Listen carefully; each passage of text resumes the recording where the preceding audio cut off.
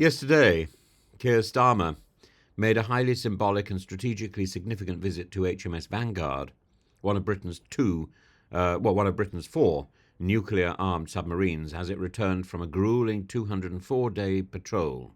It was the first time a sitting Prime Minister had boarded a nuclear deterrent submarine at sea since David Cameron in 2013. And the visit, replete with carefully choreographed imagery, was more than just a decade overdue morale-boosting exercise for the submariners. It was a statement, one that will not have gone unnoticed in Moscow. The visit comes in the middle of escalating geopolitical tension, particularly in Ukraine, where the West continues to face down Russian aggression. Starmer, flanked by the Defence Secretary John Healey and Royal Navy Chief, sent an unmistakable signal. The UK remains unwavering in its nuclear defence and is committed to NATO's collective security. At a time when European security is increasingly fragile, the showcasing of the UK's continuous at-sea deterrence was a deliberate act of strategic communication. And Britain's four Vanguard-class submarines, each capable of carrying Trident nuclear missiles, form the cornerstone of the country's defence policy. The principle is simple, but formidable. At least one nuclear-armed submarine is always at sea, ensuring that the UK maintains a credible second strike capability, deterring potential adversaries from contemplating a nuclear attack. From the Kremlin's perspective, this visit will have been closely scrutinized. Russia has long attempted to test the West's resolve using both military aggression and nuclear saber rattling, and the sight of Starmer on board HMS Vanguard serves as a reminder that Britain remains firmly in the nuclear club, an independent nuclear power with the means and the will to maintain deterrence. However, Putin may also have noted the subtext of this event. The visit highlights a vulnerability within the UK's nuclear fleet.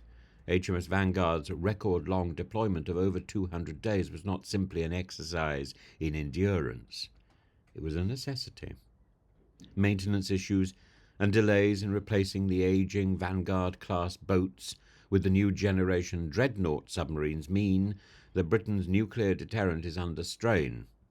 Extending patrols beyond the usual 3-month period signals that the Royal Navy is having to make do with an overstretched fleet, raising concerns about the long-term sustainability of CASD. Starmer's visit was not merely about deterrence, it was also about domestic defence policy. With Labour keen to demonstrate its commitment to national security, the Prime Minister used the occasion to underscore the government's pledge to increase defence spending to 2.5% of GDP by 2027. His subsequent visit to Barrow-in-Furness, the home of the UK's submarine building industry, reinforced the idea that investment in defence is not merely a matter of security, but also of economic strategy to create skilled jobs and boost industrial growth. Moreover, Starmer's decision to personally engage with submariners returning from months at sea, some meeting their newborn children for the first time, was a humanising touch. It demonstrated an awareness of the personal sacrifices made by those operating Britain's nuclear deterrent, an effort to contrast his leadership style with predecessors accused of being distant from military realities. This visit also takes place against the backdrop of a shifting international security landscape, and with uncertainty surrounding the future of US foreign policy, particularly in light of Trump's messing around with Ukraine, destabilizing the situation with his talks with Putin, Europe is being forced to contemplate a more autonomous security posture. The UK's nuclear deterrent is an essential pillar of NATO's defensive architecture, and Starmer's presence on HMS Vanguard was, in part, a reassurance to allies that Britain remains steadfast in its commitments.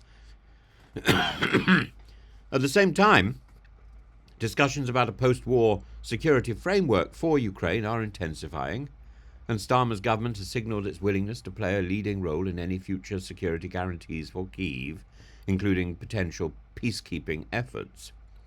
His comments on the need for Europe to step up defence spending indicate a broader recognition that security can no longer be outsourced to Washington. Starmer's visit to HMS Vanguard was, at its core, a demonstration of continuity and resolve.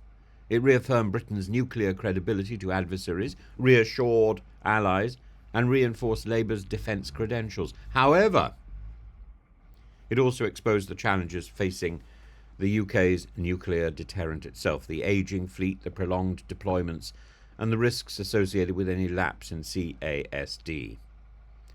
For Putin, the message is clear. Britain remains a nuclear armed power willing to invest in its deterrence, but if Moscow wants to read between the lines, it will also see an opportunity. The vulnerabilities in the UK's nuclear infrastructure may be a pressure point that he can exploit in future strategic calculations.